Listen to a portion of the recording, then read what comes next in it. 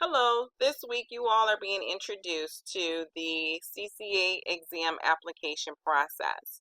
Within this tutorial, you guys will find out how to properly fill out the application and some of your questions that you may have regarding the application process may be answered as well.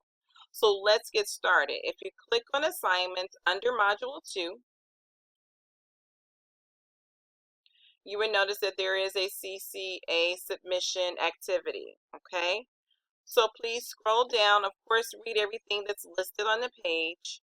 But once you've read everything, the most important part is this piece here, the CCA exam application process. Let's click on that. This is a great PDF file that has been created for students as a quick FAQ for the most common questions that we get throughout the course, okay? So when reading this, most likely your questions will be answered, but of course, if there is more, you can reach out to your professor or your HIT program coordinator to answer those questions for you, okay? What I do want to zoom in on is question number 1 or point number 1. It says to print a hard copy of the exam application form. Now, I do want to show you another way of actually filling out the form where you don't have to print a physical hard copy of the application. So if you click on this, of course, it's not going to work for me because I am recording live, but if you click on that, that should pull up the CCA exam application for you, but I'm just going to pull mine up because I already have it listed. Okay, so here's my CCA exam application. Now, if you have this listed, this is like an easier way for you guys to get things done. You don't have to worry about printing out, scanning, and it coming back with poor quality and things like that, because that is also a big issue as well. So if you click on sign, okay, and I'm going to expand this so that you guys can see. In the box, you will see add text. So if you click on that, this will allow you to actually type on the document. Okay, so again, I'm just going to put in various information. If you had an AHEMA ID number, you will place it there. If not, you can leave that blank. But of course, you want to place an X here for the examination type. Okay, so as you can see, by clicking add text, it's allowing me to actually type on the application, which is great. We know that it's going to come back in great quality, and you don't have to worry about scanning and things like that. So you're going to fill out all of the appropriate information, your date of birth. Okay, again, just going to play around with some stuff here. Okay, your first name,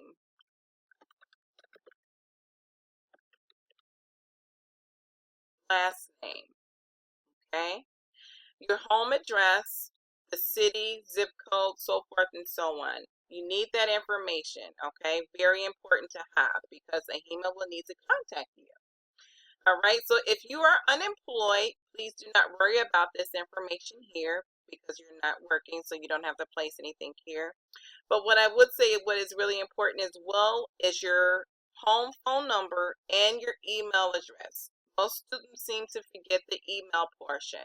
AHEMA will need to contact you regarding your status of your exam or if they have any questions and things like that. So make sure that you have your email address. And I would advise that you guys do not put your student email account. I would advise you guys or suggest that you put your personal email account. Okay, so make sure that you list something here so that you can be reached along with your phone number. Okay, so just going down throughout the application, make sure that you're reading each question, not leaving anything blank.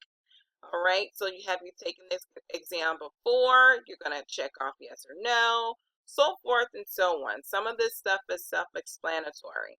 Okay, make sure that you answer number 14 on what is your eligibility for the exam. Okay, and going to number 15, okay, listing your highest degree of education and things like that. 16, education and work experience.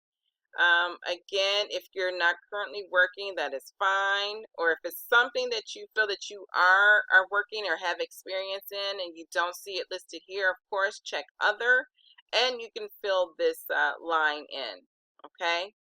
I want to say for number 17, who's covering the examination. Now, of course, it has been explained to you guys that the college will pay for you guys to sit for the exam as a one-time only offer, okay? However, on the application, it doesn't have like a Rasmussen College box. So you will check or click on examinee, okay? But of course, we will pay for you guys to sit for this exam, okay?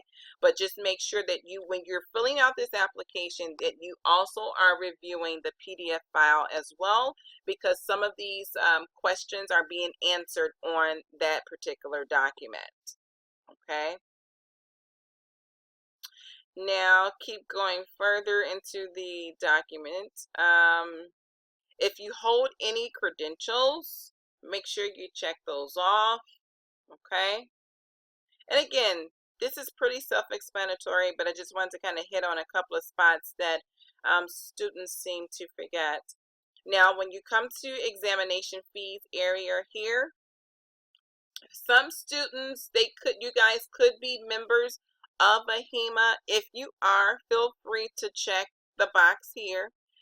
If not, most of you guys are most likely not members of AHEMA, so you're going to click this box here, okay? And as far as here, you can put down just Rasmussen College, just to let them know we will be paying for this exam. Here, it'll be great for you guys to kind of feel, how did you find out about the exam? And what's the most important thing is to finish out the application is to make sure that you sign it properly. And there is a signature component here. So if you click on place signature, you can actually, because I've been doing this quite some time, it may be a signature that is saved, but you can click on this chevron here so you can clear whatever signature that may be there. Click it again. And now I'm just going to put my name here, whoever's name. Let's see. Okay. So as you can see, it comes up in a signature form. You click on accept and just stroll it over to the signature section. And there you have it. And then of course, I'm going to put the date. So add text.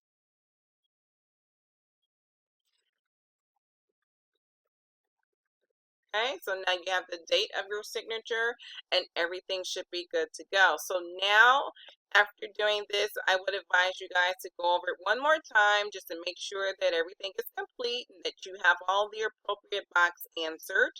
Okay, after that, you can save this document. So you go to File, Save As, and then it'll take you to where you're going to save it in your folder. Name it something. You can put your name on it and what have you. And then of course, after it's saved, you would submit it just like you would any other assignment in the course.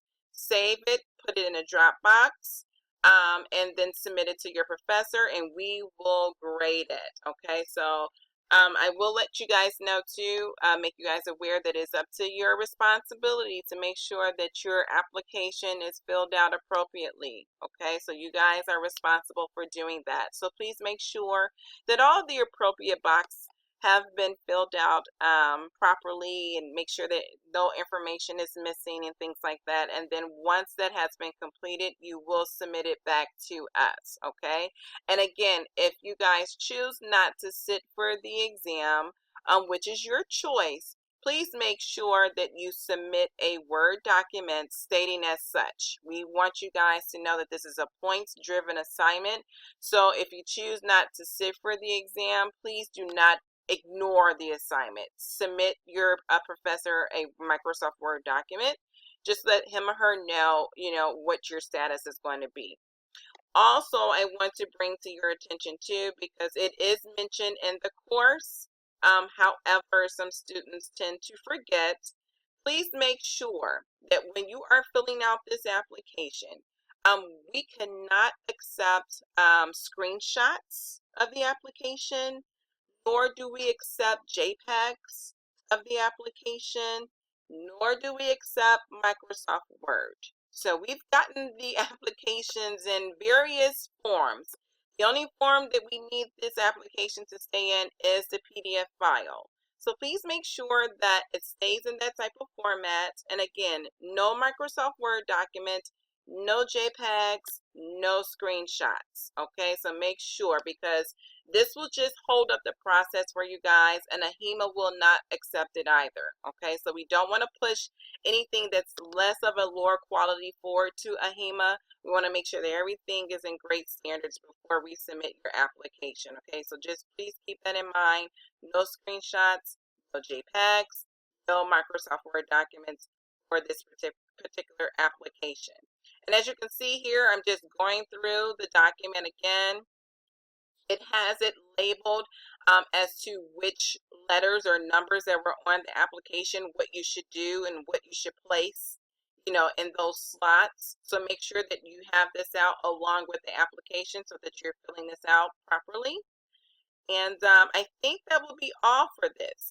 So please make sure that you guys acknowledge the assignment. Know that it's here to help you guys throughout your program.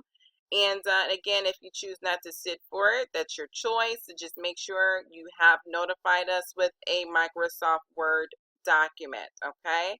And if there are any questions, feel free to reach out to your professor or to your HIT program coordinator, okay? And as always, good luck to you guys and have a happy quarter.